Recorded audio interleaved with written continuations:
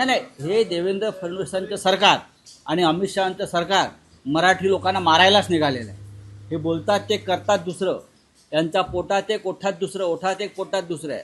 हे मराठी बांधवांना खतम करायलाच ह्यांचं सरकार इथे आलेलं आहे.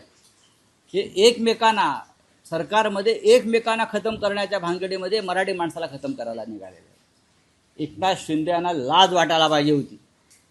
अमित शहाच्या मागे शेपटीसारखं फिरताना, शेपटी हलवत,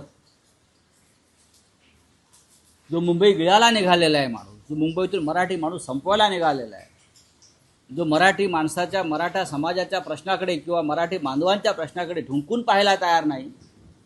तुम्ही स्वतःला कसले मराठे समजताय? कसले? शिवाजी महाराजांचं नाव घेऊ नका. खरं म्हणजे छत्रपती उदयनराजे भोसले, छत्रपती शिवेंद्रराजे भोसले यांनी त्या जरांगे पाटलांबरोबर जाऊन मंडपात बसायला पाहिजे, उपोषणाला त्यांनी बसायला पाहिजे. पण ते भारतीय जनता पक्षाचे हस्तक आहेत सगळे लोक. हे सगळे भारतीय जनता पक्षाच्या दबावाखाली. हे दुर्दैव आहे या राज्यात.